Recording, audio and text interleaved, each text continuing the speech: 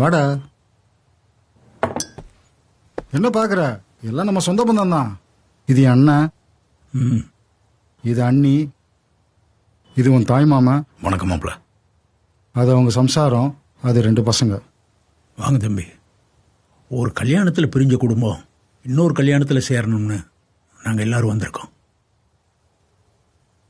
அது மாப்பிள, ஏதோ நடந்து போச்சு. என்னோட வீண் பிடிவாதத்தால என் தங்கச்சி, அதான் உங்க அம்மாவை இழந்துட்டோம். மன்னிச்சிருங்க மாப்பிள. நீங்களும் மன்னிச்சிருங்க மச்சான். அதனாலதான் என் பொண்ணை உங்களுக்கு கட்டி கொடுக்கலான்னு நாங்க எல்லாரும் ஆசைப்படுறோம். நீங்க என்ன மாப்பிள சொல்றீங்க? என்ன மச்சான், தங்கச்சியை கட்டிக்கிறியா? என்ன மாப்பிள, நாங்க எல்லாரும் பேசிக்கிட்டே இருக்கோம், நீங்க அமைதியாவே இருக்கீங்க. அது தேவடியா? இத சொல்றதுக்கு இவ்வளவு நாளாடி கலக்கிட்டடா புண்டாமன. வாட்? தேங்க்ஸ்டா சுன்னி. தம்பி, நாங்க யாரும் கட்டாயப்படுத்தல. சொந்தம் விட்டு போயிடக்கூடாதுன்னு ஆசைப்படுறோம்.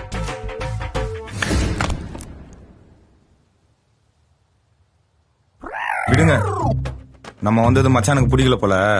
நம்ம கிளம்பலாம். விடு மச்சான், இவ்வளவு தூரம் வந்தவங்கள வான்னு கூப்பிட மனசு வரல. அப்புறம் எல்லாரையும் வாங்கலன்னா சொல்லேன்டா.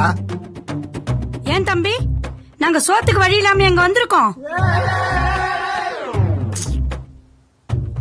ஏய் கிளம்புடி. ஏய் வாடா. இருங்க, ஏய் உட்கார சொல்லேன்டா. ஏன்டா ஒண்ணும் பேசாம சில மாதிரி நிக்கிற?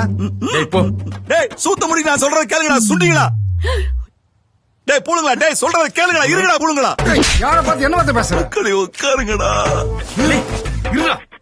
ஏய் வாடி. வேணாம் போகாதீங்க. அடியே தேவடியா போகாதடி. வச்சுக்கிறேன்டா. அடி அத்தை தேவடியா சொல்லுடி. கிளம்பி கூது, நீயாவது நில்லுடி. வெப்ப நல்ல வண்டி, நல்ல வண்டி நில்லுடி. உன்னை கண்ணு கலகாம பாத்து ப்ளீஸ் நம்பிடிடா. டீசல் நான வண்டி. டீசல் நான வண்டி. ஐயோ அடியே கோத்த. சந்தோஷம்டா தம்பி, ரொம்ப சந்தோஷம். வீடு தேடி வந்தவங்களுக்கு உன் பையனை வச்சு அடிவேறு குடுற நல்ல விருந்து வச்சுட்டா. நல்லா இருங்கடா. நல்லா இருங்க. புண்டாமைங்களா சொல்றத கேளுங்கடா. போகாதீங்கடா. புண்டைங்களா. டேய் சுண்டிங்களா. டேய் சுண்டி பயங்கரம்.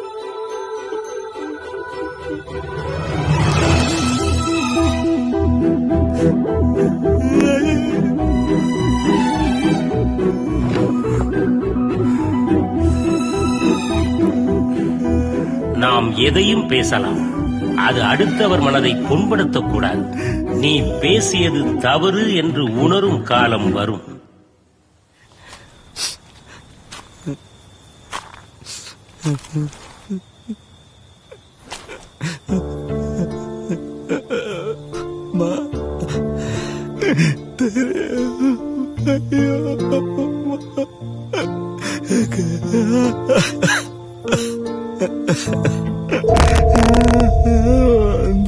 கடவுள் தெரியும்.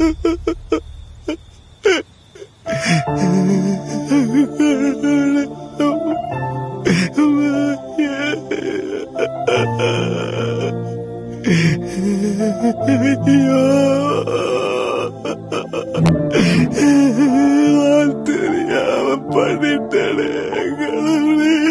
கடவுளிடம் பயபக்தியாய் இருக்கும் நாம் சக மனிதர்களிடம் பேசும்போது சாக்கடையில் கல் வீசுவது போல் வார்த்தைகளை வீசிவிடுகிறோம். கடவுளோ மனிதனோ, வார்த்தைகளிடம் எச்சரிக்கையாய் இருங்கள்.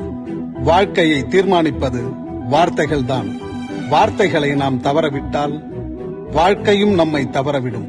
வார்த்தைகள் நம் வாழ்வின் வரங்கள். அதை சாபமாக்கி விடாதீர்கள்.